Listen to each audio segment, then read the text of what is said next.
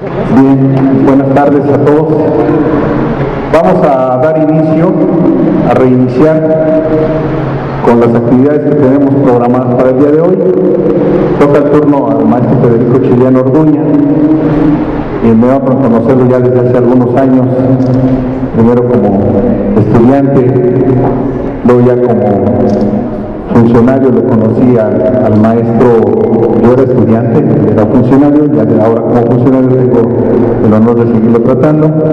Y bueno, vamos a dar el uso de la palabra a Federico Chiliano Orduña para que nos comparta su ponencia. Bienvenido, maestro.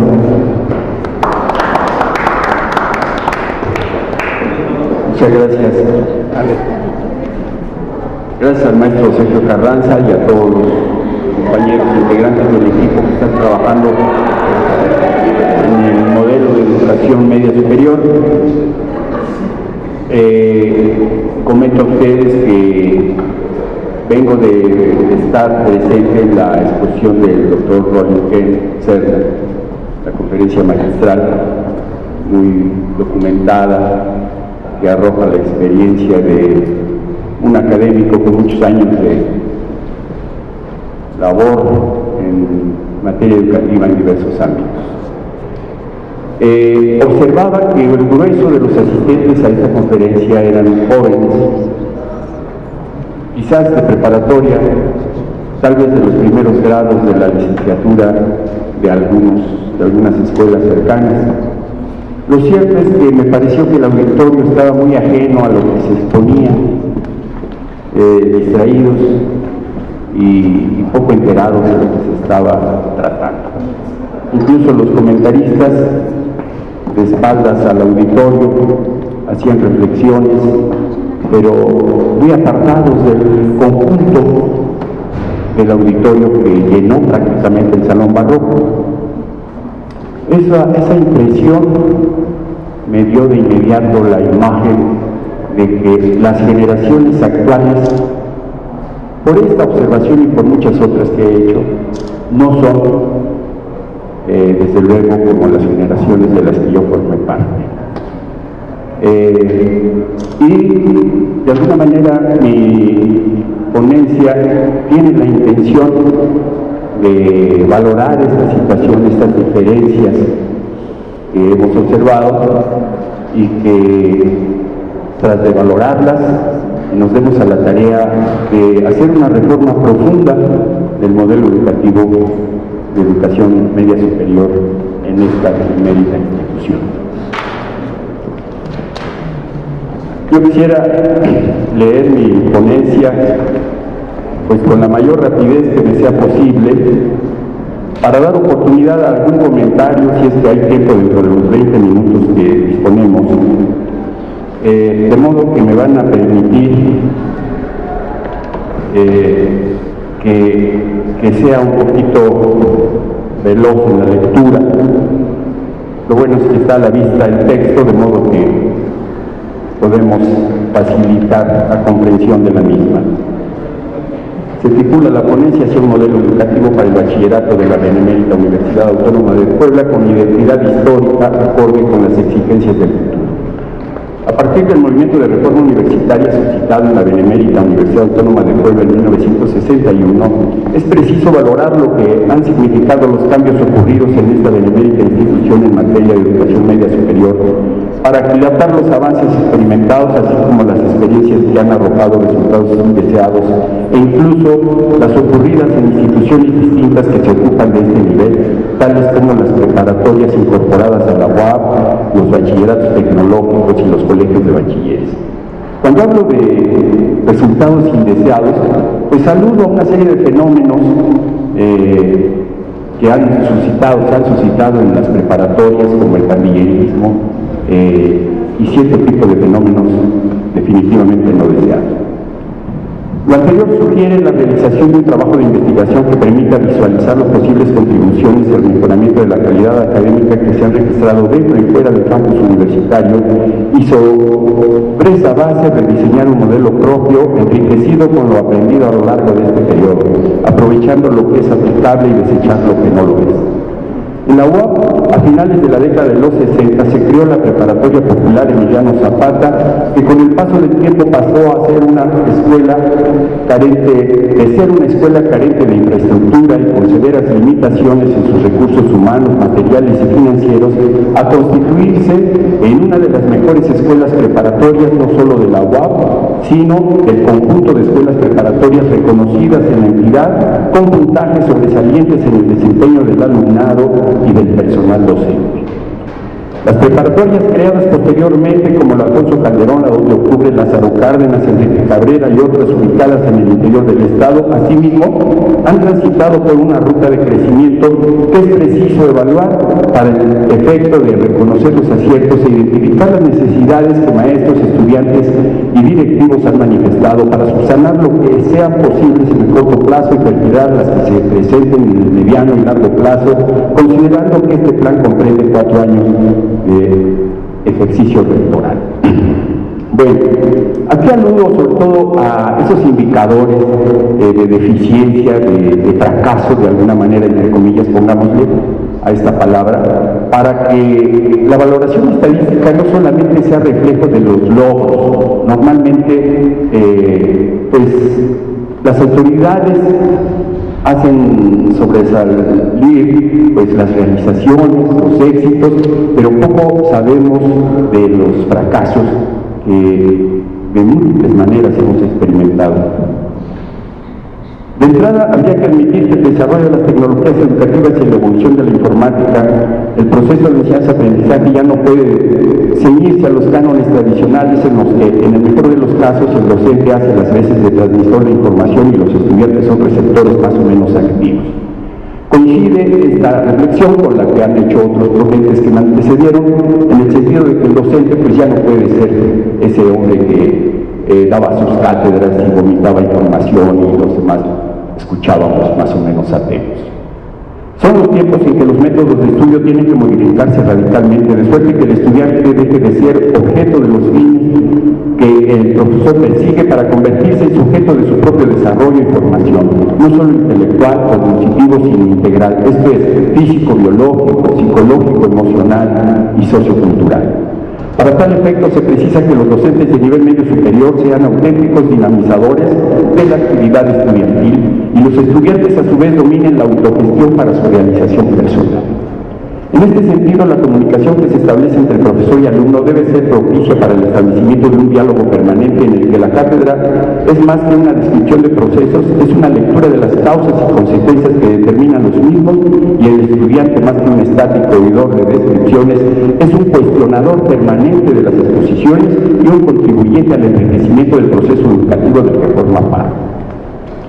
Cuando se fundó la Preparatoria Popular Emiliano Zapata, tuve la oportunidad de impartir la asignatura de Historia del Arte y de Psicología y hacerme cargo del programa de formación de profesores de la UAP Anuil. En ese lapso se brindaron cursos de didáctica general y didáctica de las ciencias sociales a los docentes que, habiendo concluido una licenciatura, carecían de la mínima formación pedagógica para dar sus clases de manera eficaz. Aunado a lo anterior, se fundaron los departamentos de Psicología Aplicada de las escuelas preparatorias de la UAP, incluyendo las Benito Juárez, diurna y nocturna. Estos departamentos tuvieron la función de ser instrumentos de evaluación del proceso de enseñanza-aprendizaje, adoptándose la práctica de verificar el desempeño de maestros y alumnos, calificándose indicadores de eficiencia tales como puntualidad y asistencia de ambos, avance del programa y niveles de aprobación del método didáctico empleado y de los contenidos programáticos.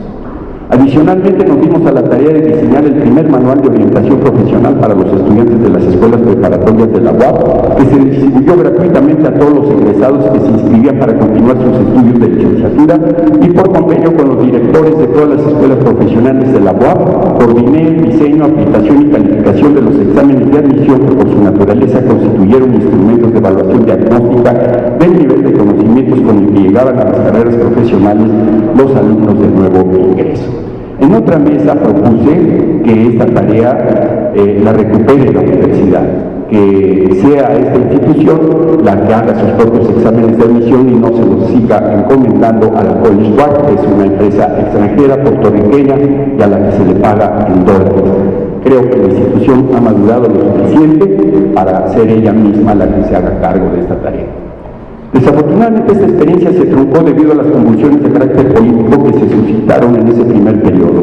Sin embargo, la estrecha vinculación del movimiento estudiantil con las demandas de las organizaciones populares forjaron generaciones íntimamente comprometidas con las exigencias más sentidas del entorno social, y los egresados de esa preparatoria contaron no solo con una sólida preparación académica, sino con plena conciencia de su papel en el desarrollo de la sociedad. Posteriormente me desempeñé como docente en el Colegio Humboldt, impartiendo las asignaturas de Historia de México y de Psicología, obteniendo de aquella experiencia que duró más de un lustro el hallazgo de que los estudiantes de esa institución particular hicieron trabajos de investigación comparables a los que realizaron mis alumnos del entonces Colegio de Psicología, de lo que se desprende la conclusión de que la eficacia en el desempeño de los estudiantes en este nivel está en razón directa de la preparación adquirida en su educación básica y media básica, donde el orden y la disciplina juegan un papel determinante en la forja de alumnos de excelencia. Más tarde ingresé al Colegio de Bachilleres de Puebla, impartí inicialmente la materia métodos de investigación y después adicionalmente administración de recursos humanos en el área de capacitación para el trabajo, que se brinda a los estudiantes de esta institución. El hecho de que se me ascendiera a la condición de coordinador del plantel 3 ubicado en la Junta Auxiliar de San Jerónimo Caleras me permitió interactuar con estudiantes de extracción socioeconómica muy inferior en comparación a los de los estudiantes del Colegio Humboldt. Sin embargo, una relación de recíproca empatía con los estudiantes del Colegio de Bachilleres posibilitó que su desempeño académico figurara entre los mejores de los 23 planteles que formaban el colegio en aquel entonces, lo que constituyó un factor de gran peso para que la Secretaría de Educación Pública autorizara la construcción del edificio del plantel, y fue precisamente el plantel U3 el primero que contara con infraestructura propia.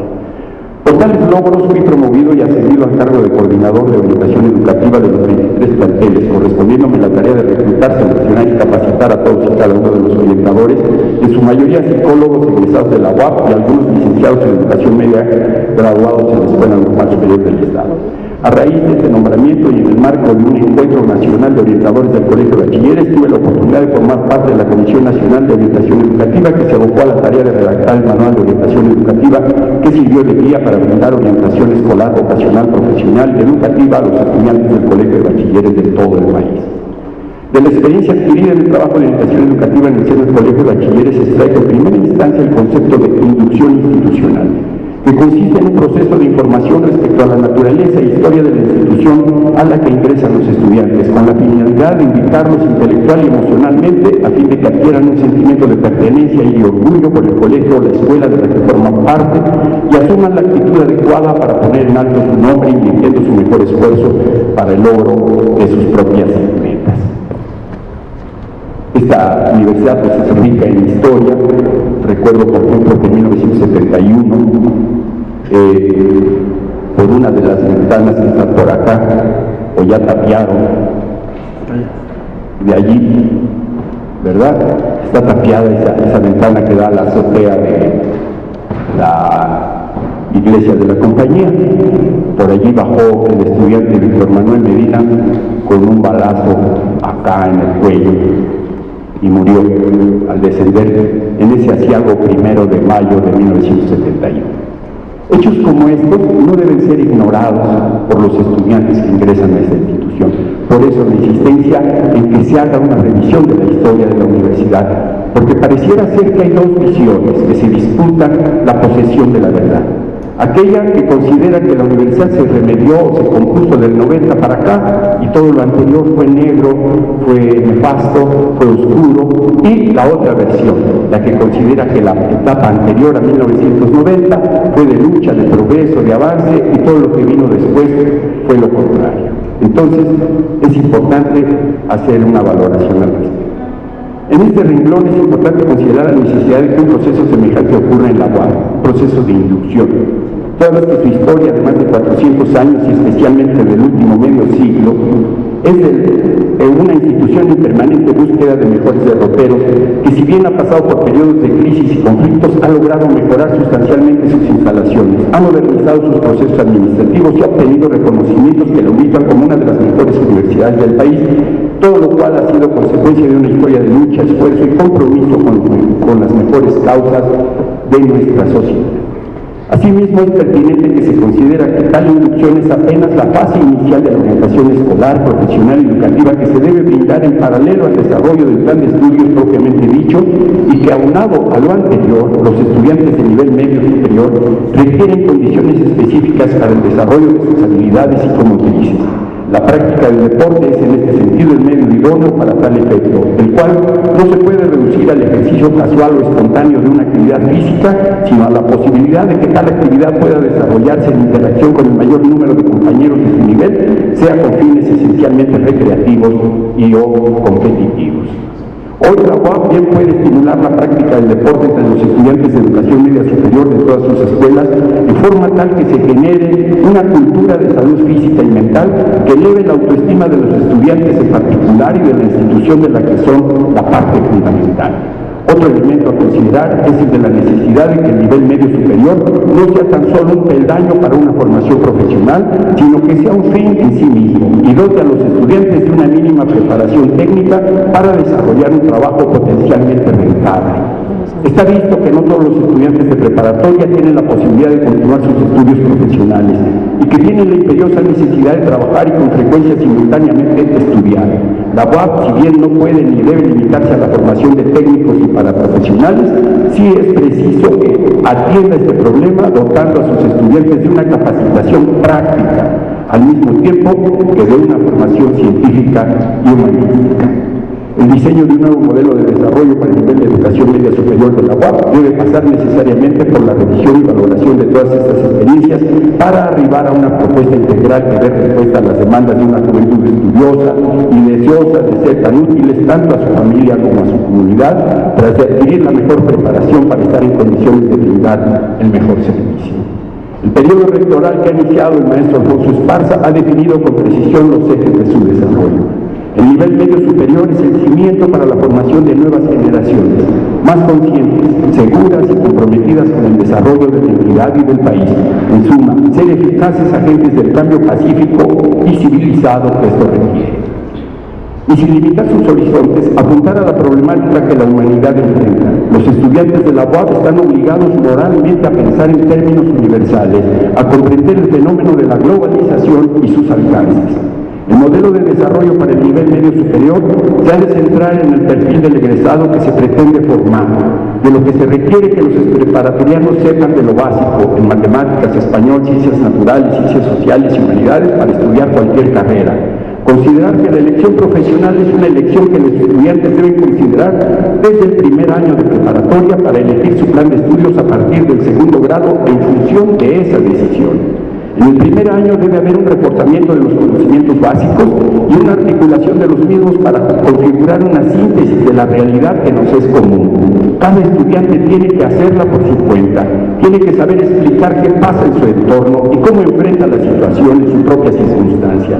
Comprender que para enfrentarla requiere de habilidades y actitudes específicas que ha de saber ejercer, discernir y poner en práctica, y para instruirlo y orientarlo en tales aspectos están sus maestros, a quienes ha de prestar atención, consideración y respeto para generar la comunicación que hace posible el aprendizaje y la formación integral. Bueno, como referencias para soportar esta exposición está mi libro de 50 años de pasión universitaria, que es precisamente un ensayo histórico que revisa la historia de la universidad desde sus orígenes hasta el segundo informe del maestro Agüera. Se llama 50 años porque empieza con el 61, ese gran movimiento que abre la universidad a la modernidad, concepto por cierto de modernidad que también ha sufrido modificaciones en la manera como se concibe. Ya no es la novedad como en tiempos de Salinas se planteaba, ¿verdad? Vamos a instaurar una política moderna, vamos a modernizar la educación, vamos a modernizar las instituciones, porque se ha gastado el concepto. Modernidad viene de moda, y no necesariamente estar a la moda es estar al día. ¿Sí? Nosotros tenemos que construir nuestro propio desarrollo y no necesariamente parecernos a las universidades del primer mundo para estar operando de manera adecuada. Muchas gracias. Pues nos quedan unos minutitos para alguna pregunta o comentario. Si alguien quiere intervenir para preguntar o opinar, nos quedan 3 minutos nada más. Maestro Walter. Bien, les agradezco mucho. Buenas tardes. Buenas tardes, muchísimas gracias, maestro Federico Chilián, por compartir con nosotros su ponencia. Bien, pues continuando con el programa, ahora toca el turno al maestro, candidato a doctor ya, Walter Vallejo. Bienvenido, maestro.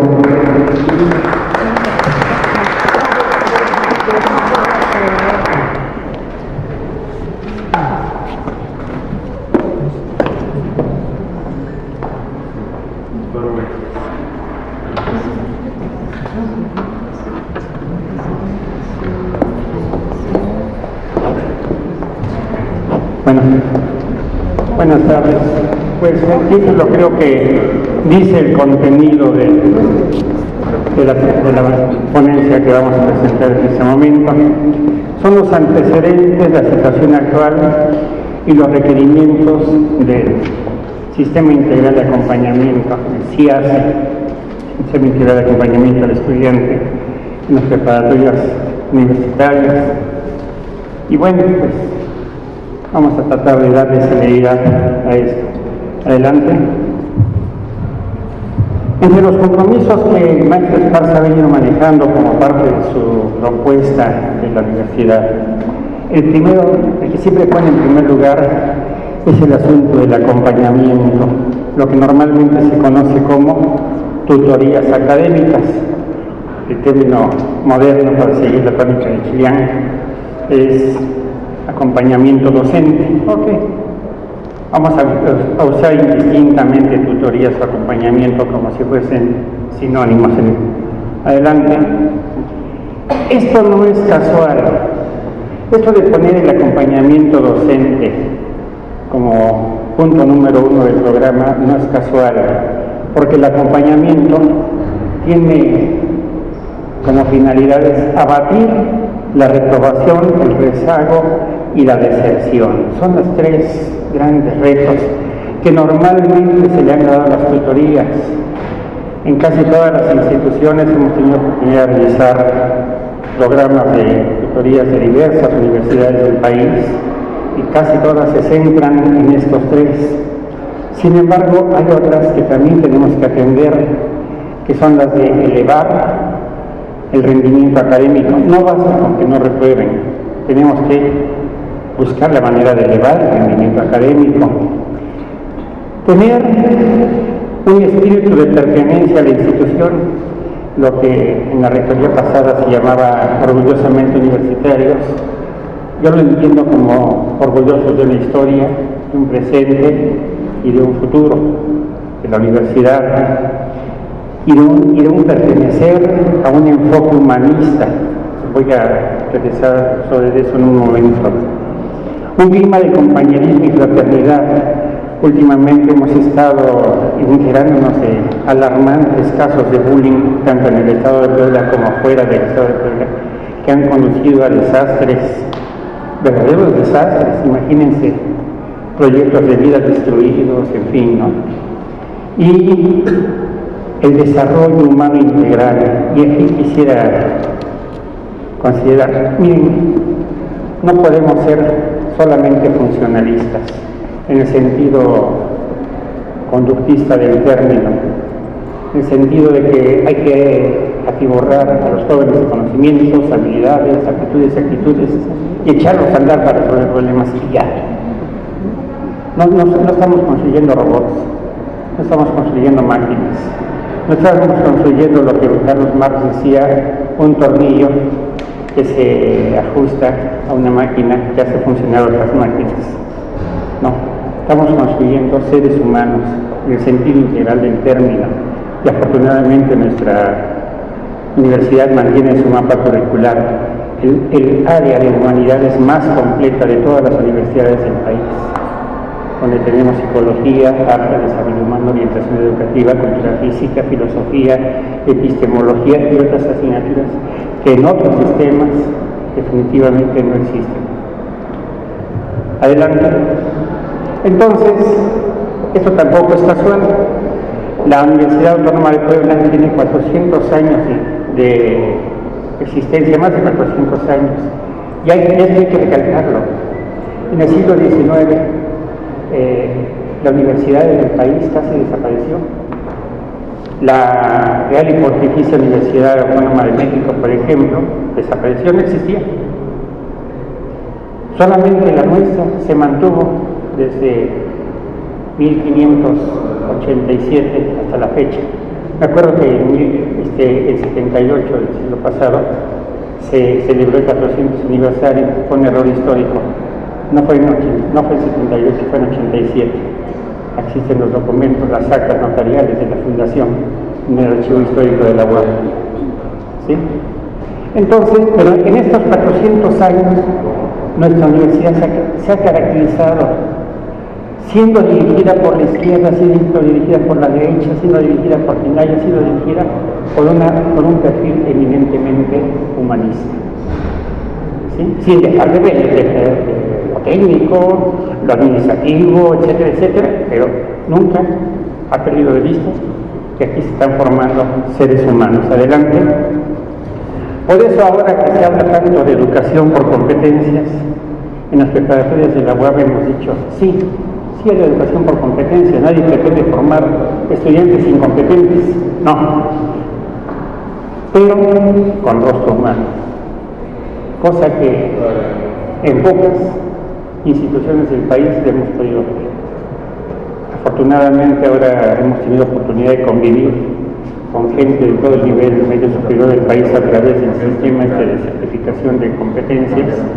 Nos ha tocado ser jurados de gente de casi todo el país, y cuando se entera de que aquí contamos con un área de humanidades, se quedan con la boca abierta, no lo quieren creer. ¿Por qué? Porque pues, ella no hay en sus instituciones no existe, ¿no? Incluso eso ha provocado tres discusiones con algunas personas, sobre todo los provenientes de sistemas tecnológicos, que ellos dicen que para ellos la física, la química, las matemáticas, la computación y el inglés, con eso es más que suficiente. Ni siquiera la historia la considera como parte importante de la formación. Adelante. Vamos viendo los antecedentes. No me voy a detener, son muchas letras y un PowerPoint no debe tener tantas letras, solamente lo pongo ahí para constancia si alguien quiere consultarlo después. Pero los primeros sistemas de acompañamiento, ya constituidos como tales, como tutorías, los comenzamos allá en 76, fue a instancias del maestro Alejandro Aguirre López, veterinario él, por cierto,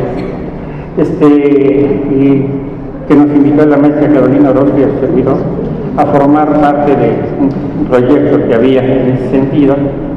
Y bueno, esto funcionó 3 años, después en la prepa 2 de octubre, posteriormente en el año 2000, la directora que entonces estaba dijo que eso no era un sistema de tutorías, que ese era un plan de trabajo para quitarle la dirección, y canceló todo lo de tutorías, ¿no? 2004, en la preparatoria regional Simón Bolívar, el maestro Sergio Enrique Martínez Soto, otro veterinario por cierto, y servidor, presentamos un programa, rescatamos lo anterior, pero le dimos algunos enfoques novedosos. Adelante. 2005, presentamos a nuestra Azucena y presente y su servidor el primer programa integral para todas las preparatorias de la UAP, ya no para una, sino para un sistema para todas las prepas de la UAP. ¿Sí? No pasó, no hubo presupuesto, en fin. En la preparatoria Benito Juárez se contrató a la maestra Lorena Herrera de la Facultad de Ingeniería Civil para implementar el sistema de tutorías en esa prepa. En diversas preparatorias, no tengo todos los datos, por eso no los puse, pero sí sé que hubo sistemas de tutorías particulares en esas prepas. En 2006, la maestra Margarita López desarrolló su programa de tutorías en la Emiliano Zapata, le costó que la sacaran de la PEPA. También consideraron que era un plan de trabajo para quitar a la directora. Sí, se fue a la Cero Cárdenas, actualmente trabaja en la preparatoria Simón Bolívar. Adelante.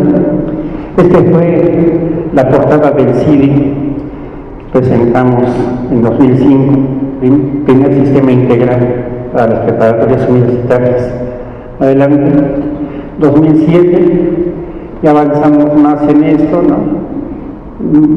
Hubo un curso en Almuye, fuimos 4 psicólogos de acá de las prepas.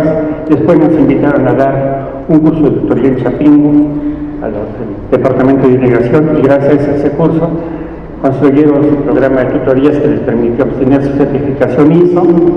2011, el maestro Marvin Parral fue enviado por la DGEMS a Valle de Bravo para tomar un curso patrocinado por Almuye con Alejandra Romo, y de ahí se deriva lo que actualmente es el CIACE. Adelante.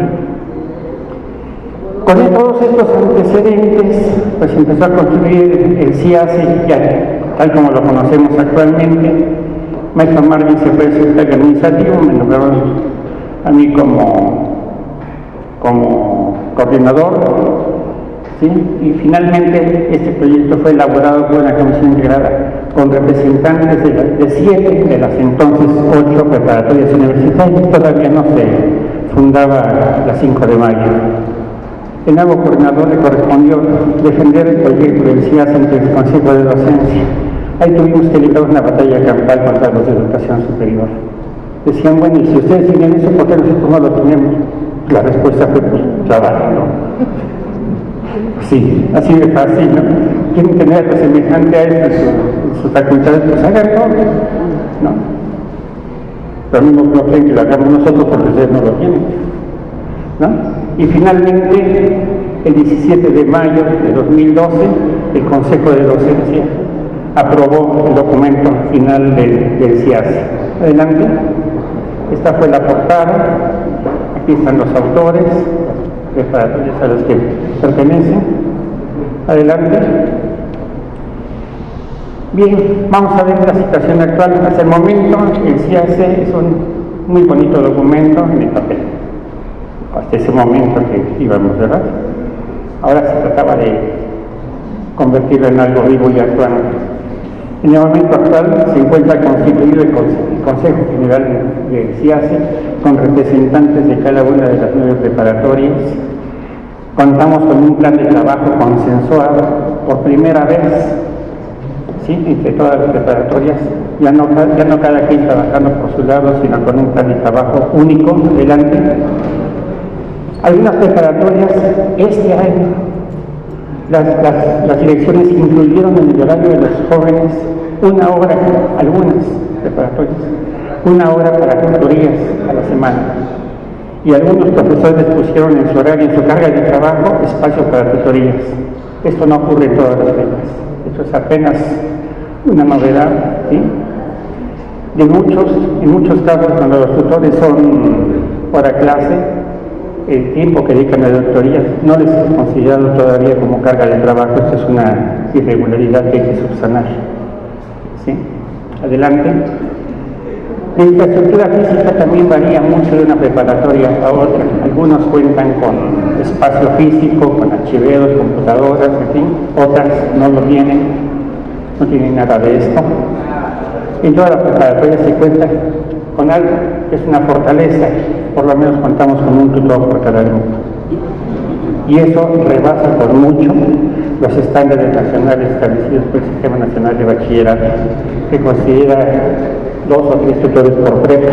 Nosotros tenemos un tutor por grupo, y eso, vamos, nos pone en otra tesitura. Adelante. En todas las preparatorias han comenzado a utilizar un conjunto de instrumentos diseñados colectivamente, ¿sí?, que son importantes: perfil socioeconómico, cultural, convenio pedagógico, acompañamiento, decálogo del tutor, canalización a casos de... Regresale, por favor. Regresale, por favor. Adelante. Adelante, ahí. ¿Sí? Y canalización. ¿Por qué canalización? Porque en algunas ocasiones los jóvenes no rinden, no porque no quieran, no tengan capacidad, sino simplemente no ven o tienen problemas de salud, y esos casos el acompañante no los puede resolver, tiene que canalizarlos al especialista, pero mediante un sistema de seguimiento. Bien, actualmente todos estos documentos se siguen aplicando en papel y hay una demanda importante de que estos documentos se apliquen en línea. Adelante. ¿Sí? También se han aplicado en algunas prepas, más o menos la mitad, se ha aplicado test, algún tipo de test psicopedagógico. Todavía no unificamos uno solo, estamos en esa búsqueda en estos momentos de cuál es el test psicopedagógico que se aplica a los estudiantes. No se trata de adaptar test de otros países, no se trata de jalar de España, de Inglaterra, de Francia, Alemania, se trata de construir test por mexicanos, y para mexicanos hay una propuesta para esto.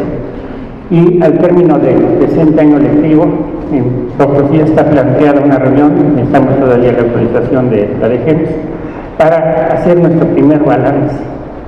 Esta es la situación actual del CIAS. Adelante.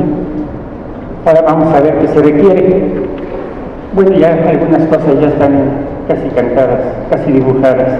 Necesitamos una plataforma electrónica. No podemos seguir funcionando con documentos en papel, con cuestionarios en papel. Necesitamos una plataforma electrónica que agilice estadísticas, que agilice atención, que agilice resultados de manera inmediata, aplicación de test psicométricos, pero tanto de perfil psicopedagógico como de orientación vocacional en línea, publicación de un cuadernillo de acompañante académico. Esta fue una novedad que nos dio a conocer este año la Universidad de Guadalajara.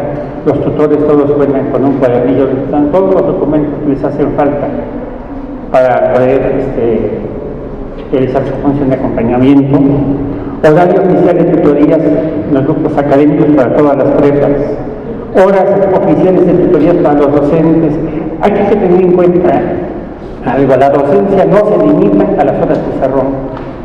Hay otras funciones docentes que no son exactamente transmisión de conocimientos, habilidades y conocimientos, no son instruccionales, pues, que son formativas, que también deben ser consideradas oficialmente y deben ser pagadas y contratadas como tales.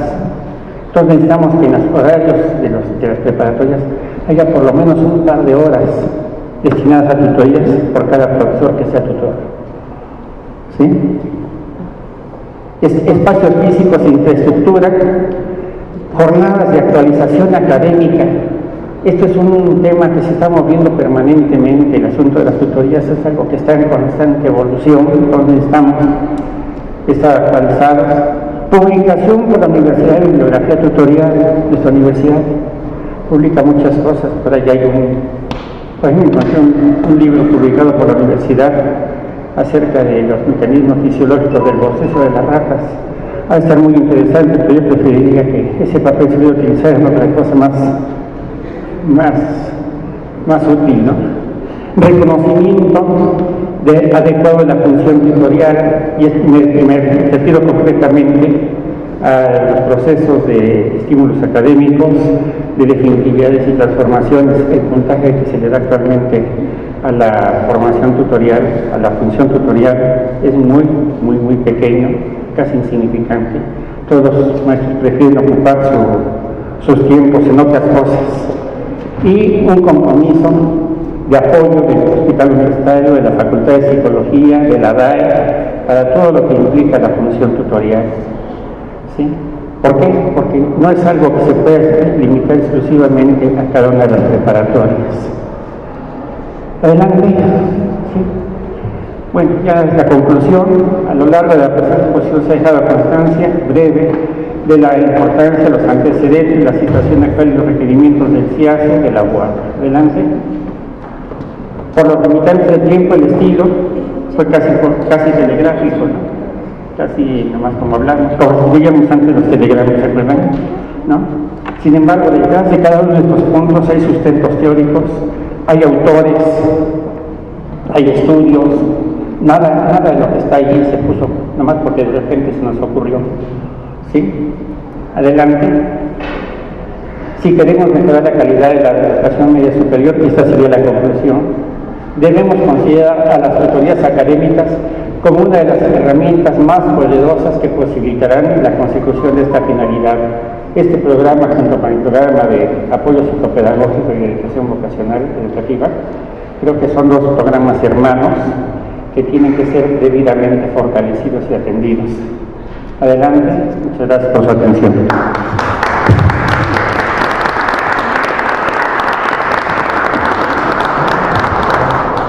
Muchas gracias, maestro Walter Vallejo. Y vamos a continuar con el maestro Juan Sáenz Rivera,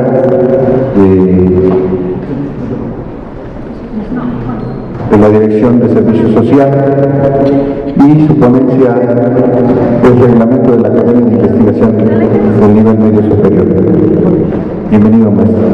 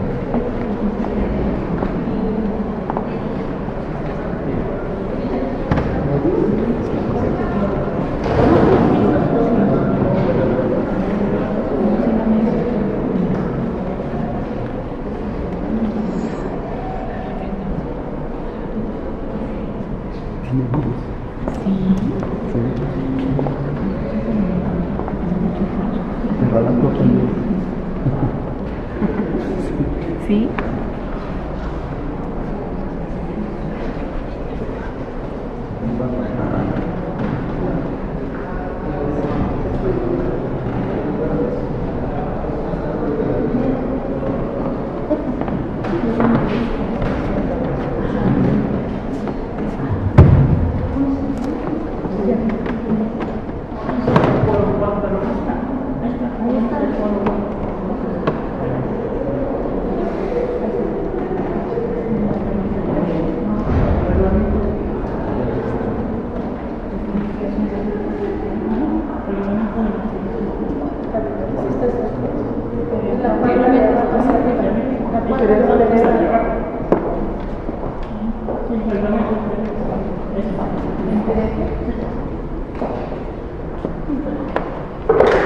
Bueno, gracias a la tecnología.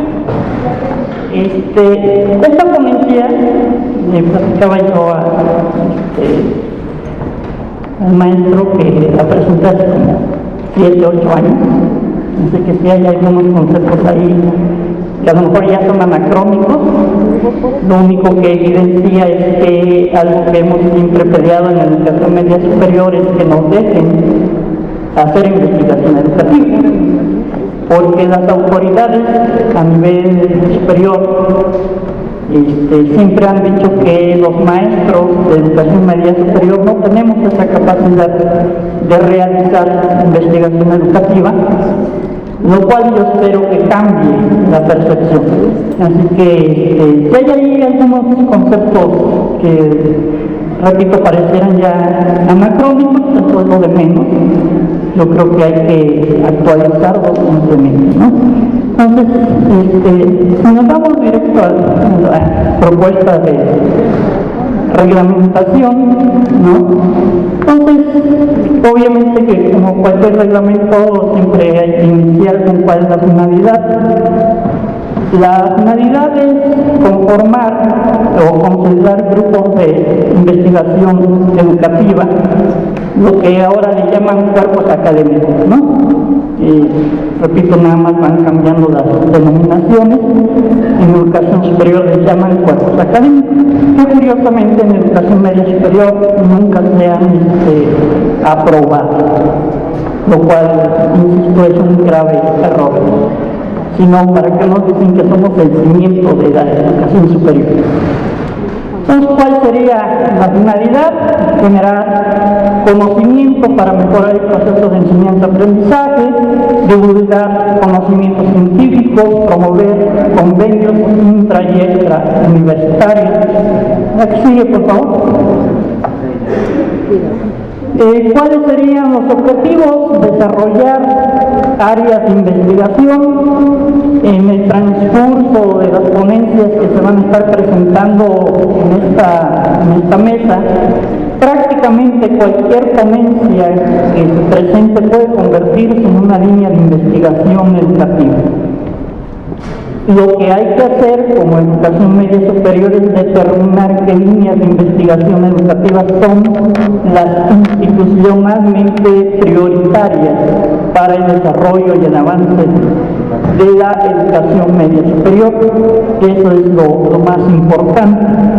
¿Cómo se conformarían? Pues la propuesta es que, en esa época había pocos maestros con maestría,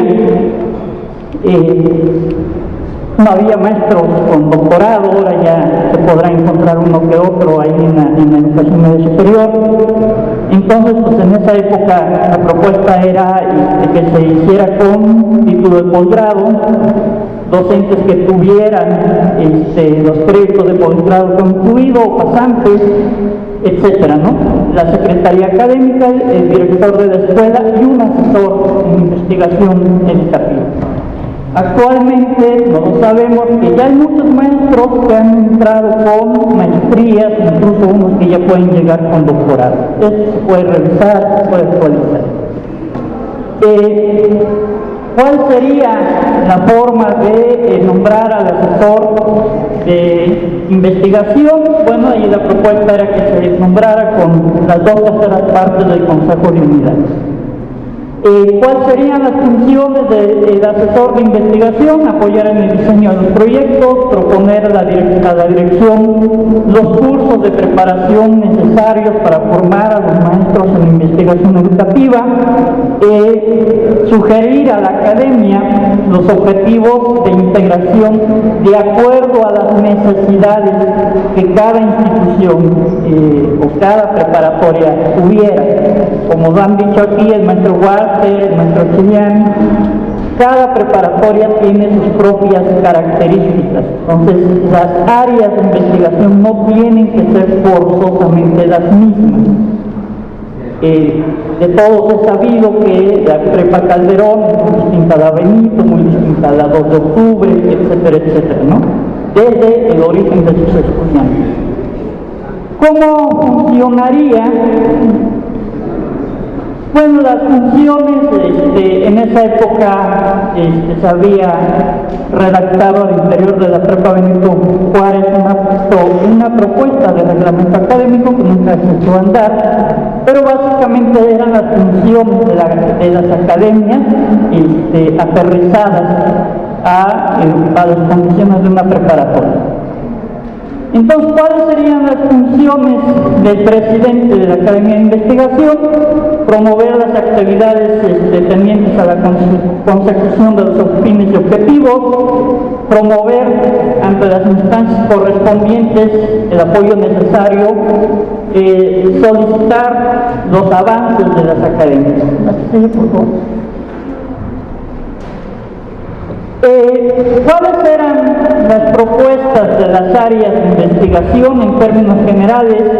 El desempeño administrativo y financiero de la institución, que es un hoyo negro en muchas situaciones, el desempeño académico y de la enseñanza-aprendizaje de los estudiantes, la vinculación de la institución con los diferentes sectores sociales de la población, lo que ahora se llama corresponsabilidad social, es decir, cómo las instituciones se relacionan con sus colonias, con sus barrios que están cercanos a ellos, qué tipo de proyectos realizan, etc.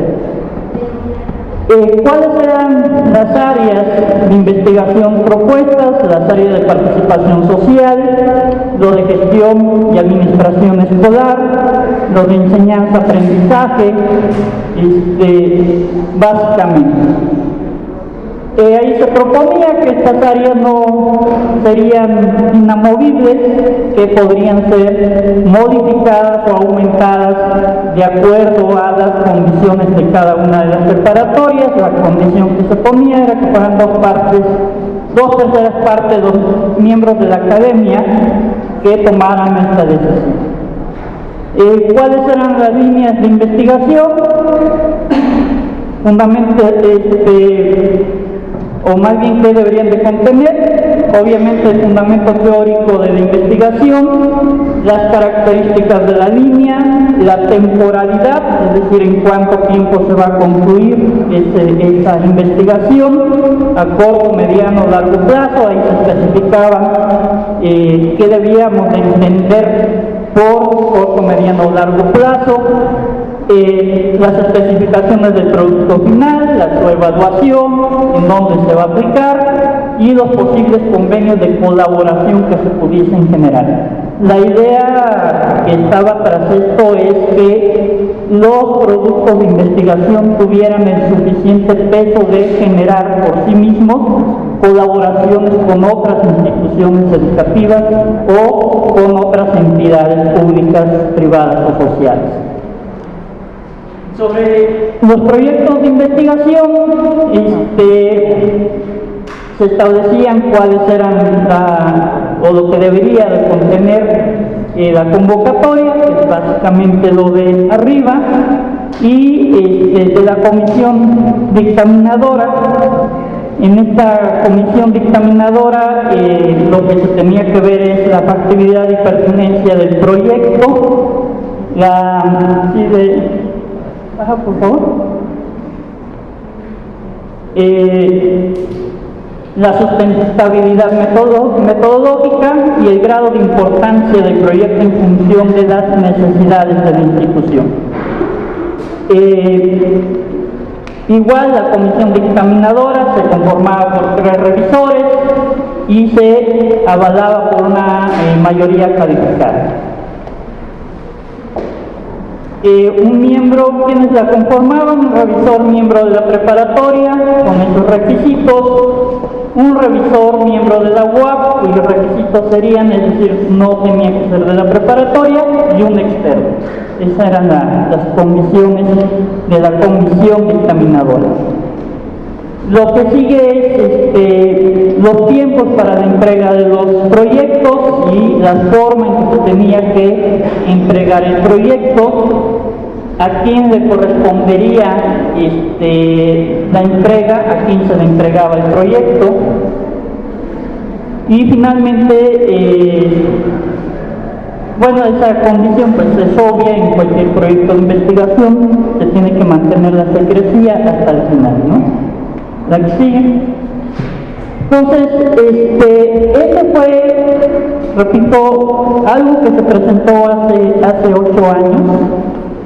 Y se presentó, el motivo de haberla presentado, recuerdo muy bien, porque había concluido recientemente lo del PPM, que fue la primera y última vez, ¿no?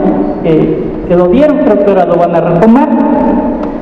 Y en las discusiones que se dieron con la parte de educación superior y planeación institucional de aquella época, ese fue un agrio debate que se tuvo con los representantes, porque nosotros discutíamos que la investigación educativa tenía que ser reconocida en la educación media superior, que es algo que no se ha logrado, no hay resistencia a reconocer que educación media tiene todo el derecho de realizar investigación educativa. En aquella época, uno de los argumentos de mayor peso para las autoridades era precisamente que la mayoría de los docentes no tenían la formación de investigadores, que eran licenciados y que por eso no tenían la capacidad de realizar investigación. A mi juicio, después de 8 años, casi 10, no me recuerdo, del PPM, todo esto ha cambiado. Yo creo que Sergio ha de tener ya la estadística, y ya la gran mayoría de los nuevos maestros que se incorporan vienen ya básicamente con maestría. Esto quiere decir que mínimamente el método científico básico ya lo traen. Es decir, ya tienen las herramientas necesarias para realizar ese tipo de investigación educativa. Lo que hay que hacer es conformar lo que ahora le llaman cuerpos académicos, que también es una discusión que sigue dándose. Las prepas no tenemos derecho a conformar cuerpos académicos. No lo tenemos, no se nos reconoce. Entonces, ¿cómo apoyar la investigación social que propone el maestro Chiliani para recuperar la historia de la UAP? ¿Cómo hacer que todo lo que se va a trabajar con las tutorías, el acompañamiento, se refleje en investigaciones educativas válidas, que sean reconocidas nacional e internacionalmente? Lo único que necesitamos es que se nos reconozca y que este tipo de trabajos sean sistematizados. Si no, seguiremos haciendo esfuerzos individuales que se ha demostrado históricamente que no tienen el mayor impacto para la formación y la transformación de la educación. Y cuando hablamos de la transformación de la educación, estamos hablando de los chavos, ¿no? ¿Cómo vamos a cambiar el proceso de enseñanza-aprendizaje si no lo estudiamos, si no lo analizamos, si no tenemos datos concretos, estadísticos, duros? ¿Cómo los interpretamos y cómo los cambiamos en función de la realidad? Entonces, le repito, eso puede cambiar, puede modificarse, son conceptos, yo reconozco, anacrónicos después de 10 años, ¿no? Pero se fue dado en unas condiciones muy específicas. Ahora, afortunadamente, repito, ya muchos maestros llegan con el nivel de formación de maestría, lo cual implica que debieron de haber pasado por el proceso del método científico o algunos de los métodos científicos. Pues hay muchos, ¿no? Pero de que ya traen la formación de investigación, ya la traen. Solamente hay que aprovechar ese potencial, y para eso hay que dar la lucha de que se nos reconozca en la educación media superior la capacidad de poder realizar investigación educativa de calidad y de impacto para la formación de los estudiantes. Nada más.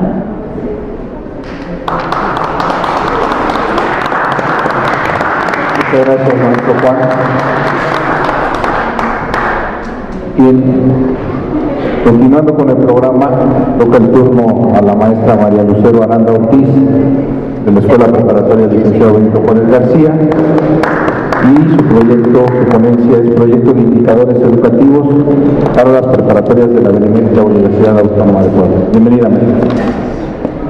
Buenas noches.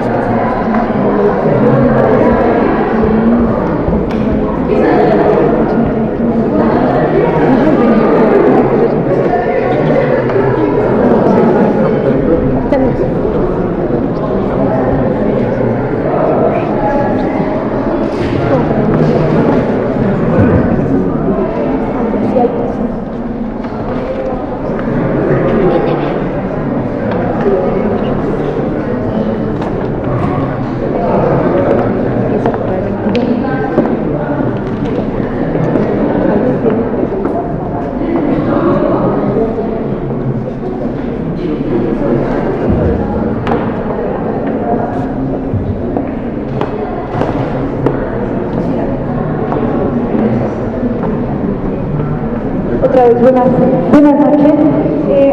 Su servidora trabaja en la Prepa Benito Juárez y trabajamos este proyecto en cuanto a indicadores educativos que pretendemos, pero a nivel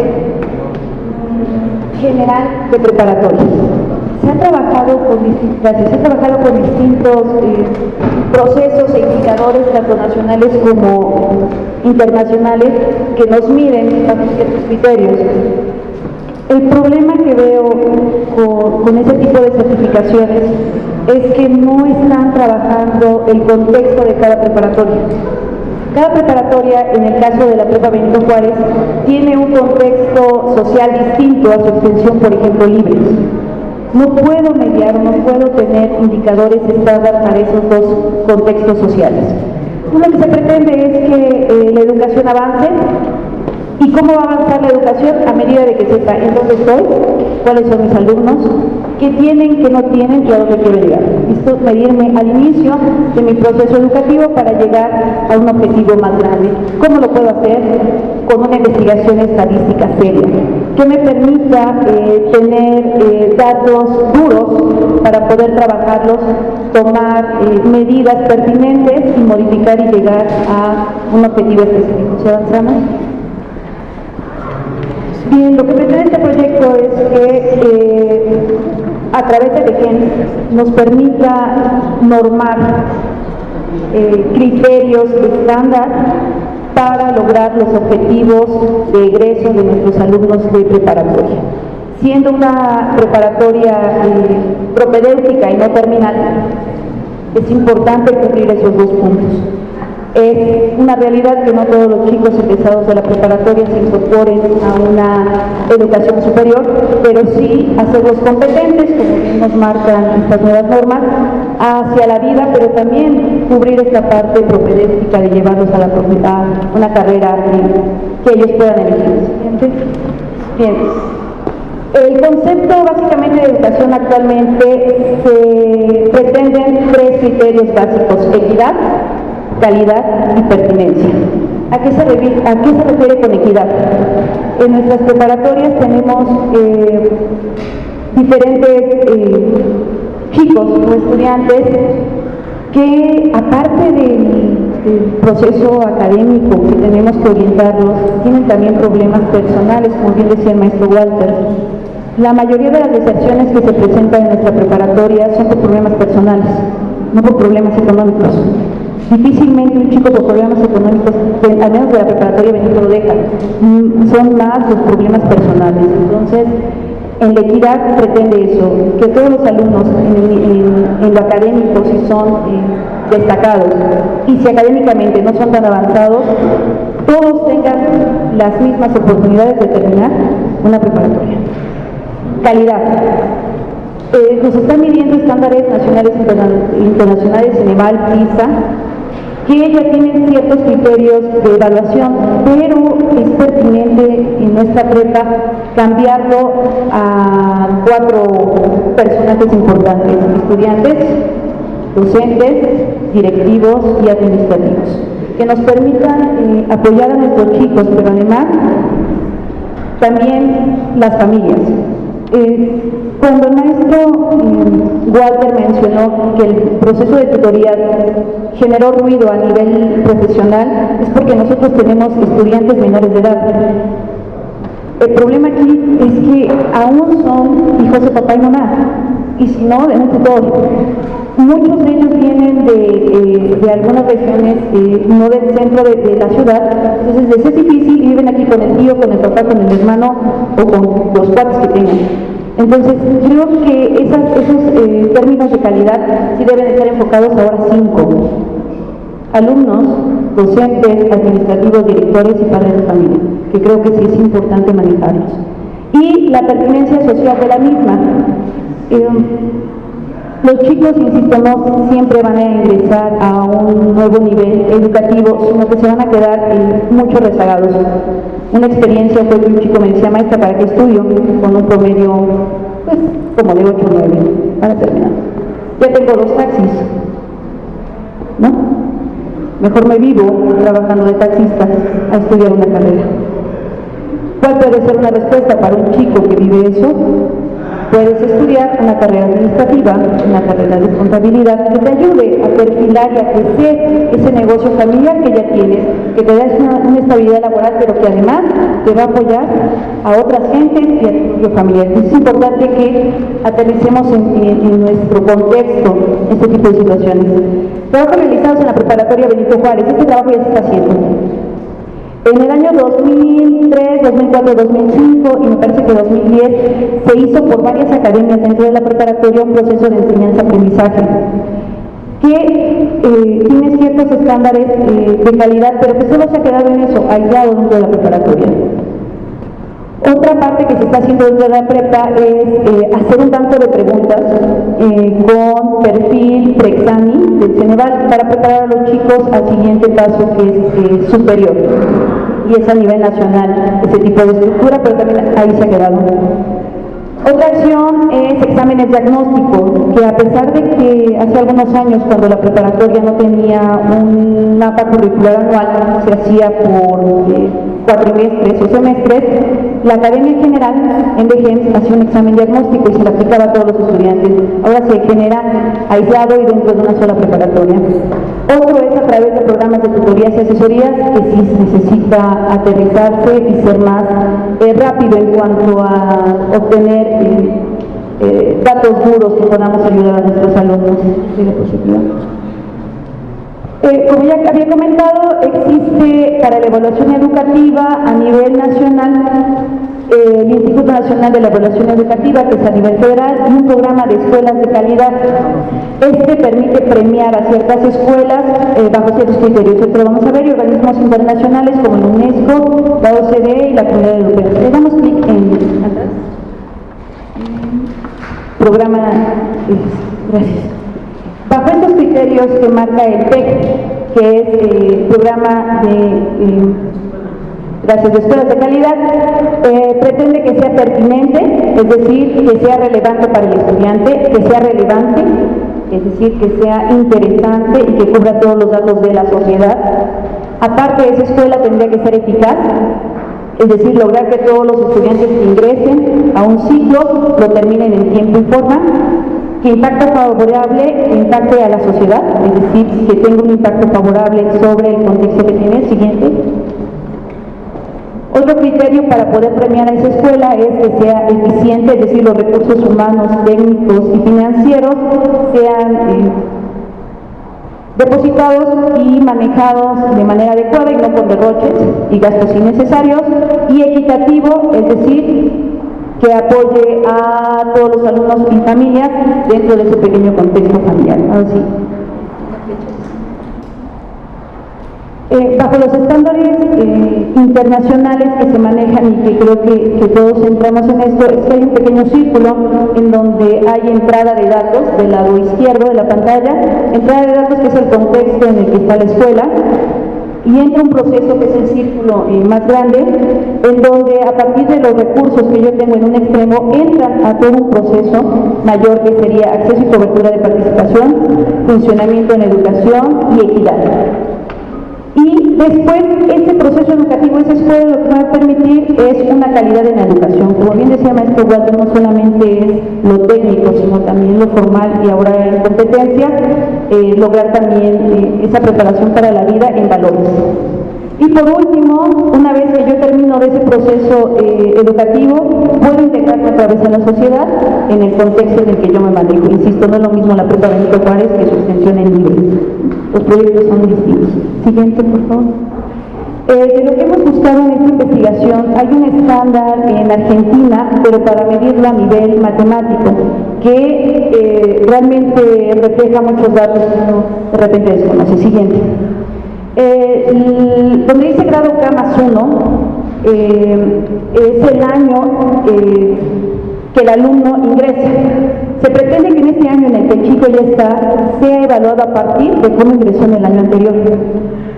Entonces, lo que vamos a tener en donde dice grado K es el año anterior, vamos a tener a los alumnos que se inscribieron, pero puedo tener dos tipos de alumnos que se inscribieron: el que se promueve, es decir, que pasa al siguiente año, y por desgracia el que no promueve, pero para él voy a tener tres tipos: que deje el año, que se vuelva a reinscribir, o que abandone total, repita la clase, se reinscriba o abandone el curso. Esos son los tres tipos que va a pasar con los chicos que no van a pasar de grado, que es muy común, por desgracia, dentro de nuestras preparatorias. Si le damos clic sobre la imagen, a partir de esa pequeña tabla, que me estoy ahorrando todos los datos estadísticos, Argentina, a partir de su laboratorio de estadística, puede colocar esos dos campos. Uno que se llama proceso de flujo y otro que se llama resultados de egreso, que son muy distintos. En cuanto al proceso de flujo, tiene 5 características. El proceso de flujo es el lugar en donde se encuentra cada uno de los estudiantes. Promoción efectiva es que pasó de año. Repitencia, así lo manejan, es el chico que se inscribe y repite un año. Preinscripción lo manejan para los chicos que sí pasaron el año y que se van a inscribir normalmente. Abandono interanual son los que en algún ciclo en algún momento del ciclo escolar lo abandonan y se vuelven a reinscribir. Y el atraso escolar, eso depende de la edad del alumno y el tiempo que se tardó en terminar el proceso, en nuestro caso de bachillerato, que es muy importante. Tenemos alumnos que entran, la mayoría entre 15, pero hay otros chicos que entran a los 17, pero habrá chicos que entran a los 14 prepa. Ese año grado es muy importante y se puede estudiar a través de la estadística y ver qué tan eficientes somos en cuanto a educación. Eso es en cuanto al flujo que tiene el chico en nuestros 3 años. En cuanto a resultados de egreso, se refiere a si el chico terminó la prepa, en nuestro caso en los 3 años, pero además es eficiente, es decir, no repitió ningún año, pero es evaluado en calidad educativa también. Cubre el perfil de egreso de mi prepa, no nada más pasó, cubre el perfil para ingresar al profesional, que es nuestro objetivo, porque somos una preparatoria propedéutica. Coeficiente de eficiencia. Eso se refiere a que fue egresado y aceptado a otro nivel. Duración media de permanencia de los egresados. Termina el nivel, pero además se miden a los chicos que repitieron el año. Duración media de permanencia son los chicos que terminaron los 3 años de preparatoria, pero además repitieron o se rezagaron algún año, y grado promedio de los que abandonan son obviamente los que no terminan los 3 años de preparatoria. Siguiente. ¿Qué necesitamos a partir de esta realidad que tenemos dentro de nuestras preparatorias? Estamos obligados a hacer una investigación estadística que me permita ver toda esta parte, cómo puedo ayudar a mis alumnos, y que eso sea establecido a todas las preparatorias que tenemos. Como bien decía el maestro Walter, no todas las prepas trabajan los mismos estándares, no trabajamos igual, a pesar de ser hermanas en cuanto al modelo educativo común y de la Benemérita Universidad, pero todos trabajamos en diferentes contextos. Creo que es importante hacer un estándar, obligarnos a nosotros como docentes a dar un resultado evaluado justamente y con qué parámetros se van a evaluar, así como lo hacemos con los chicos. ¿Qué rúbrica es la que me pides para que yo pueda sacar hacia los chicos? Nos vamos a donde dice otros, por favor. Curiosamente, en nuestra preparatoria se trabaja en exámenes departamentales, creo que no en todas las prepas se trabaja, pero podemos generar esos datos duros. Son muy interesantes y que creo que se quedan en el aire. En un año escolar, un alumno presenta 4 exámenes parciales por materia para poder aprobar el año que está tomando. 4 exámenes multiplicados por 9 materias que llevan al año son 36 exámenes. En la preparatoria Benito tenemos alrededor de 2.000 alumnos. Generamos un banco de 72.000 exámenes. En promedio, cada examen tiene 15 reactivos. En total, 1.080.000 preguntas. Yo sé que algunos maestros hacen un examen, se puede hacer por academias o de manera individual, y algunos maestros sí toman en cuenta esta estadística, pero en general no hay quien tome esos datos duros, ¿no? No hay quien me diga qué tan válidos son, qué están midiendo. Yo sé que cada docente lo hace, pero a nivel de GEMS no sabemos qué pasa con ese tipo de exámenes, ¿no? Realmente son increíbles ya sacando esos datos de cuántas preguntas hay. Y yo creo que sí se puede hacer mucho, pero se quedan volando. Siguiente, avanzar, por favor. Y hemos terminado. Muchas gracias. No sé si tengan alguna pregunta. Muchas gracias. Les recordamos a los ponentes que la dinámica del foro es que las preguntas no se hacen aquí, se las vamos a dar vía correo electrónico. Por eso cuando preguntan, ¿hay alguna pregunta? Por cuestiones de tiempo y para compartirlas con todos los compañeros, hay compañeras que están recepcionando las preguntas, se las vamos a hacer llegar, ustedes las van a contestar y las vamos a subir a la página para que las compartamos con todas las personas, ¿sí? Por eso es por lo que al final no hay preguntas, las vamos a hacer llegar. Bien, a continuación tenemos la participación de la maestra Diana Merino Alcalá, de la Escuela Preparatoria Alfonso Calderón Moreno, y el nombre de su ponencia es Programa de Apoyo Psicopedagógico de Orientación Educativa. Bienvenida, maestra. Perdón, buenas noches. El programa de apoyo psicopedagógico de orientación educativa en el nivel medio superior en nuestra universidad pretende, de alguna otra manera, apoyar a todas las necesidades que se han detectado y de las cuales surge parte de la reforma integral de educación media superior. Los principales problemas que ha detectado esta reforma integral son los altos índices de reprobación y deserción escolar, baja cobertura y eficiencia terminal y los bajos niveles educativos. Las razones que tienen los adolescentes que estudian el nivel medio superior, bueno, se derivan de factores de problemas económicos, de problemas sociales, intrafamiliares. Obviamente la deserción y el bajo rendimiento escolar no solamente es un factor que se dé por este tipo de recursos o no tener estos recursos disponibles, sino también por la falta de motivación y orientación que tiene el estudiante en esta edad.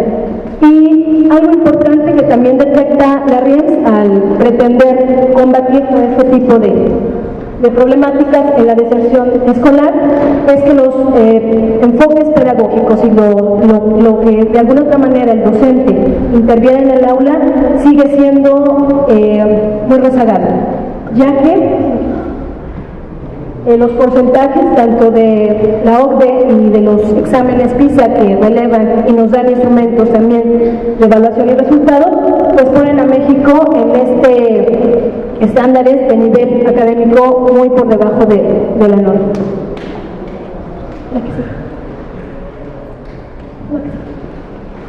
Y bueno, estos enfoques pedagógicos todavía siguen siendo, pues obviamente muy teóricos de una corriente todavía tradicionalista, y obviamente no permite también que el mismo chico se pueda motivar dentro del aula.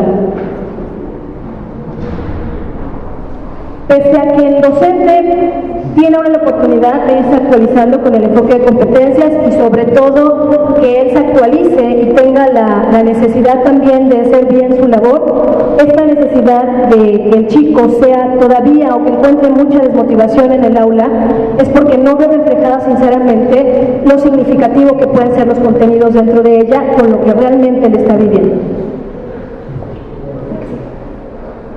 Por las razones antes citadas, la autoridad federal ha impulsado este programa de alguna manera para atender aquellas necesidades de desarrollo y capacidades individuales que presentan los adolescentes. El propósito principal de la reforma es buscar generar las competencias que respondan tanto a las necesidades y expectativas de los jóvenes, no solamente académicas, sino también en un momento si ellos deciden insertarse al mundo laboral. En nuestro contexto, mediante las asignaturas y las actividades que hemos promovido en la academia, han apoyado mucho a la autovaloración del estudiante, a la responsabilidad y a la autonomía, no de alguna otra manera, desde que esta reforma ha pretendido responder a estas necesidades. La Academia de Psicología, desde hace mucho tiempo, con sus programas y asignaturas, ha dado respuesta y de alguna otra manera ha contribuido con sus programas a atender ciertas necesidades también ya marcadas y enfocadas hacia lo que nos marca la RIMS. Es por esto que el programa de apoyo psicopedagógico de orientación educativa para el nivel medio superior busca cumplir así con el objetivo que establece el Sistema Nacional de Bachillerato. La Academia General, como les comentaba, del nivel medio superior de la Benemérita Universidad Autónoma de Puebla, de manera adicional y complementaria a la impartición de las asignaturas de psicología que se incluyen en el mapa curricular por competencias, Plan 06 por competencias del bachillerato universitario, pretende de alguna otra manera también contribuir. En el primer año está la asignatura de Psicología y Desarrollo Humano, y para segundo tenemos la asignatura de Orientación Educativa Vocacional y Profesional. Y bueno, dado que esta necesidad de la RIMS por atacar obviamente a estas necesidades y combatirlas, surge un apoyo con la orientación educativa de poder vincular actividades que promuevan de alguna otra manera al desarrollo integral de los individuos y así propiciar en los estudiantes esa adquisición de habilidades para fortalecer su capacidad de anticipación, innovación y creatividad en su autoconocimiento. Concretamente, con relación a las competencias genéricas que plantea la reforma educativa, plantea impulsar a las habilidades específicas que promueven el fortalecimiento, como les decía, integral del ser humano, pero también realizar aportes muy importantes en la adopción de una perspectiva integral con respecto al estudiante en los procesos de enseñanza-aprendizaje, obviamente abatiendo las necesidades también que ya se habían detectado anteriormente. El objetivo general del programa de psicopedagógico de orientación educativa es promover el desarrollo de actitudes y habilidades favorables para el autoconocimiento, la autoestima, la comunicación y la adecuada elección vocacional o profesional en los estudiantes de las preparatorias universitarias, así como su sano desarrollo como ser humano integral. Las funciones de este programa pretenden, por un lado, atender todas las necesidades pedagógicas y, por otro lado, atender el aspecto psicológico. Cabe resaltar que este aspecto psicológico solamente pretende la intervención y posteriormente la canalización para poder atenderlo, ya que no podemos clínicamente intervenir dentro del contexto educativo, pero sí dar una intervención de emergencia, ¿no? Y solucionar alguna problemática y crisis que se le presenta a los estudiantes. Y bueno, se propone contribuir en 4 áreas dentro de este programa. Una de ellas sería el área de intervención de orientación para la prevención y el desarrollo humano, en donde se trabajarían 2 programas. Uno, programa para la prevención de conductas de riesgo, con todas las líneas de intervención que pudieran de alguna otra manera intervenir, como es autoestima, conductas de riesgo, bullying, toma de decisiones, para la prevención de embarazo, enfermedades de transmisión sexual, adicciones y trastornos alimenticios y violencia. Y el programa para desarrollar habilidades para la vida estaría contemplado con líneas estratégicas como inteligencia emocional, asertividad, comunicación verbal y no verbal, empatía y establecer y mantener relaciones interpersonales. Estos programas atacarían tanto primero como segundo y tercer año. El área de intervención de orientación profesional, siendo que es una de las decisiones más importantes que hacen los estudiantes en el nivel medio superior, estaría abocada en un programa denominado Programa de Orientación Vocacional para la elección de área y carrera. La primera fase contemplará toda la parte interna de autoconocimiento del estudiante para conocerse internamente y saber decidir primeramente área. De repente se confunde mucho el trabajo que se hace con elección de área y carrera. Ahora que nuestro bachillerato es especializado, tenemos que dirigir y orientar a los estudiantes a que se autoconozcan para que puedan elegir esta área de estudio en tercer año. Y bueno, para ello, las vivencias vocacionales, los talleres de autoconocimiento nos permiten de alguna otra manera arribar también para que él pueda tomar esta decisión más conscientemente y reflexiva.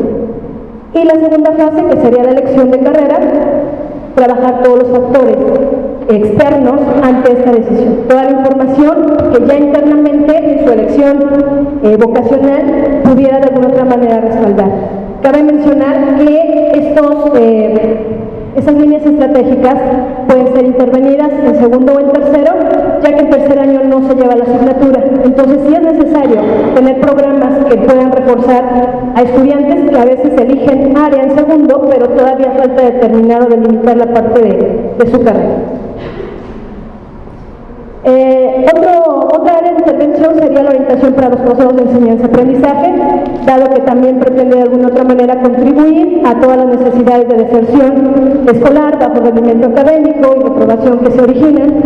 Y bueno, hay 2 programas que se pretenden llevar a cabo. Por un lado sería el programa de integración al bachillerato universitario, en donde las líneas estratégicas pues van más allá de poder hacer la autorreflexión primero de conocimiento del chico y descubrir sus habilidades de aprendizaje para obviamente poder proyectarlas. En este caso se pretende dar un curso de integración de estudiantes de nuevo ingreso y a la par apoyar con talleres de motivación y autorrealización escolar y estilos de aprendizaje.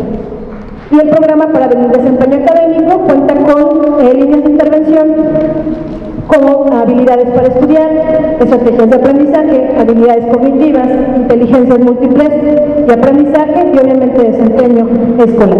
Esto es para los grados. El área de intervención y orientación para la atención a la diversidad. Este programa de alguna otra manera busca promover la no discriminación en las capacidades diferenciadas. Es un área que pocas veces puede trabajarse dentro de las instituciones educativas, sin embargo es muy importante también, dado las necesidades también que se han detectado, quizá no, como decía la maestra, no las necesidades de cada unidad académica van a ser diferentes, pero de alguna otra manera habrá algunas líneas que podamos intervenir de manera general. Y para ello pues habría que trabajar con campañas destinadas a la no discriminación, a la diversidad sexual y a la diversidad cultural. En conclusión, en el transcurso de la educación media superior, si nos damos cuenta, los estudiantes llevan a cabo, como les decía, decisiones trascendentales, las cuales requieren de desarrollar competencias que los conviertan en seres humanos reflexivos, actuando de manera responsable y autónoma, a fin de que puedan construir su proyecto de vida inherente. Se puede resaltar, se puede resaltar el papel fundamental que tiene la orientación educativa dentro de la RIEMS de acompañar, apoyar y guiar a los estudiantes en su permanencia por el bachillerato universitario.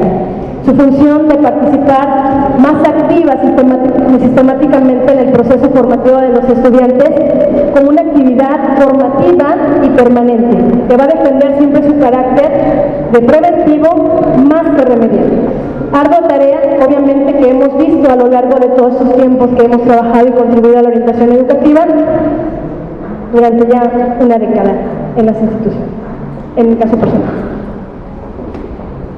Bueno, y el programa de apoyo psicopedagógico y orientación educativa para el nivel medio superior promoverá bien en los estudiantes las competencias que le ayuden a lograr sus expectativas, actuando como hombres y mujeres autorrealizadas y comprometidos posteriormente con la labor profesional y laboral que ellos elijan realizar. Pues este es el programa que se pretende dar marcha.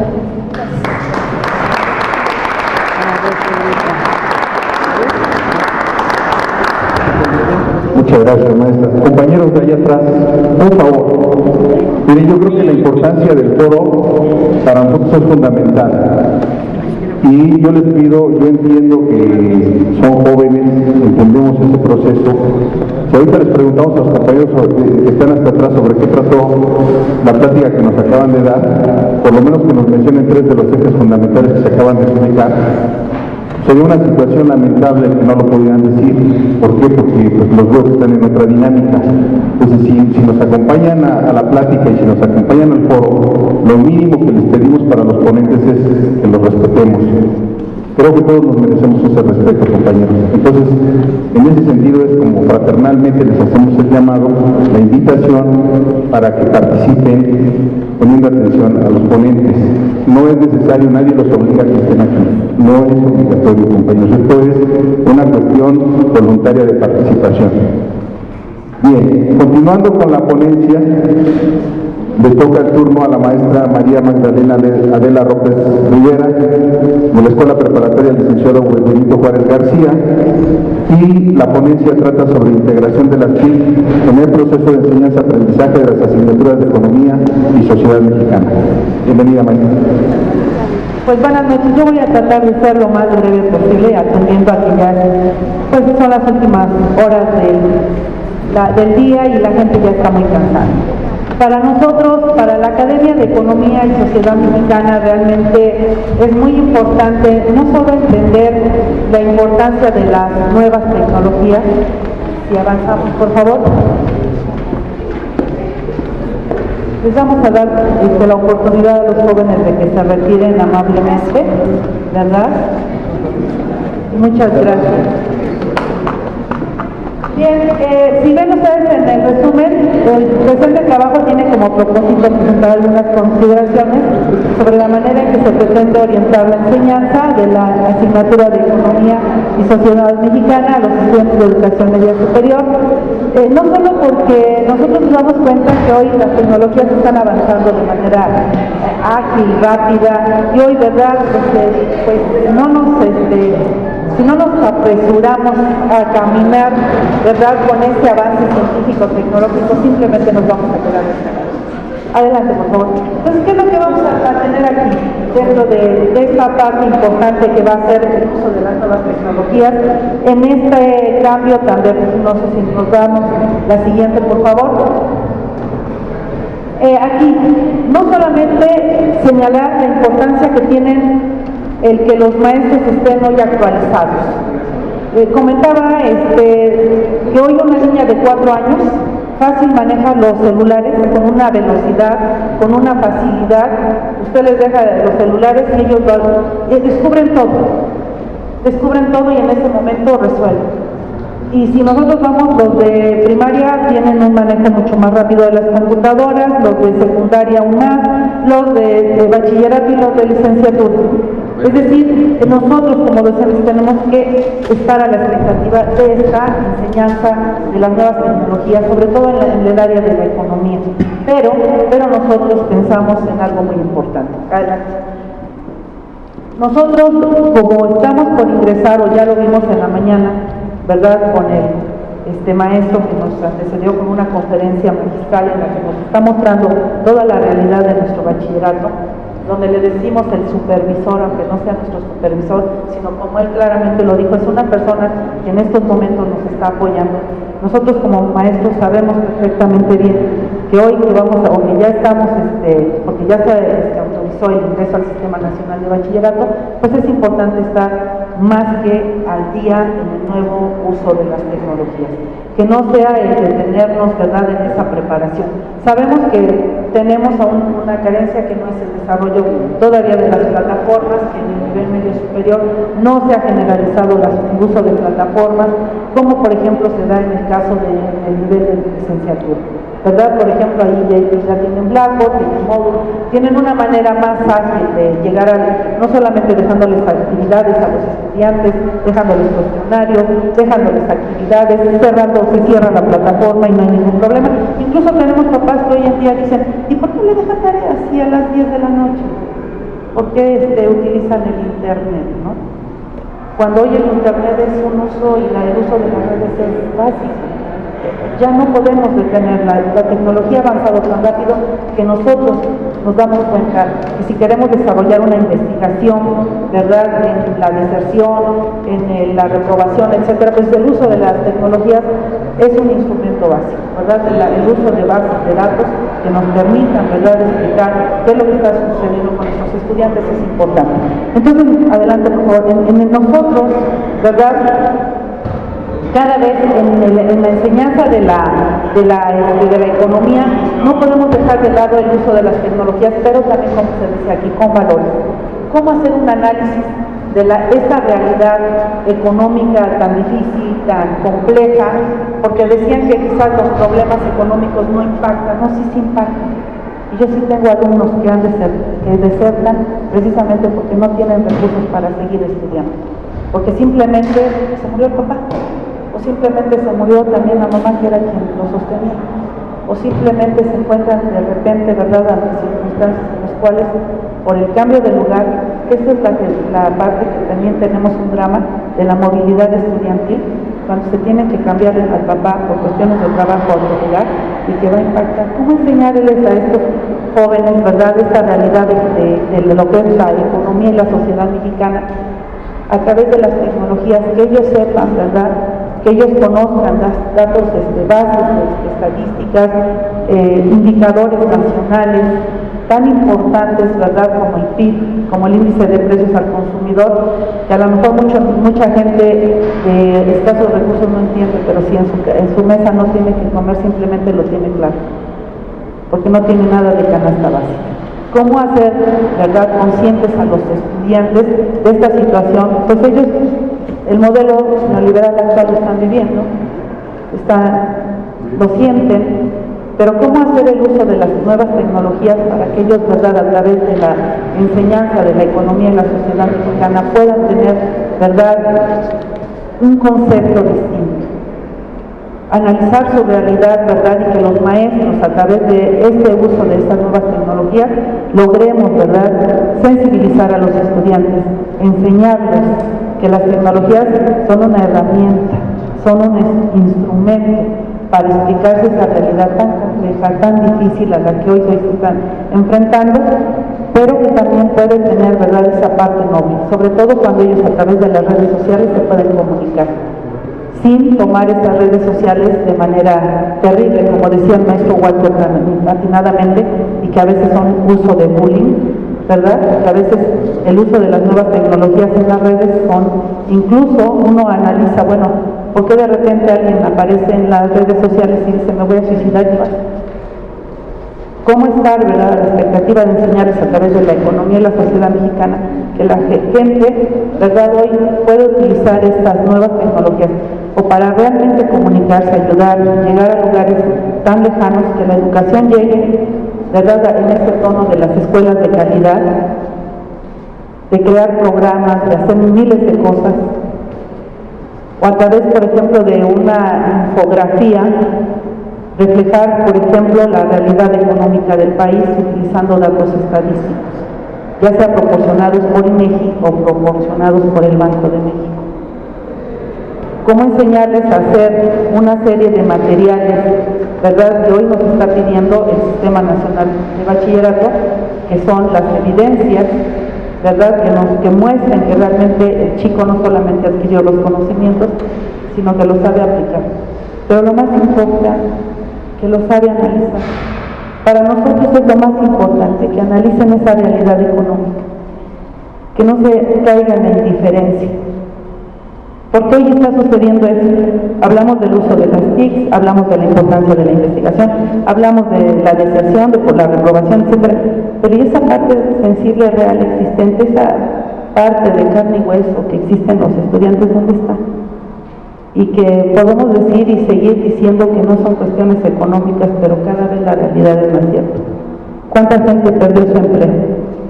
¿Cuántos papás están viendo disminuir su poder adquisitivo? Es una realidad.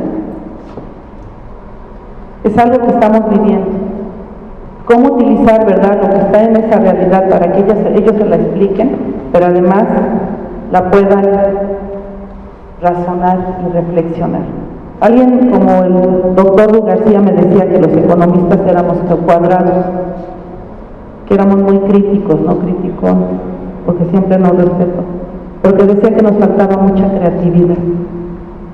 Y yo estoy de acuerdo con él, nos falta mucha creatividad para, a través de las nuevas tecnologías, mostrarles estos nuevos campos a los estudiantes, hacerlos reflexivos, pensantes, generar en ellos el uso adecuado de esta herramienta, que es una herramienta increíble, no solamente para su beneficio personal, sino también para efectivamente aprender a aprender, para aprender lo que está sucediendo y resolver dentro de su entorno, de manera muy simple, de manera muy sencilla, porque para nosotros eso es lo más importante, que a través de nuestra materia reflexionen su realidad y resuelvan pequeñas cosas.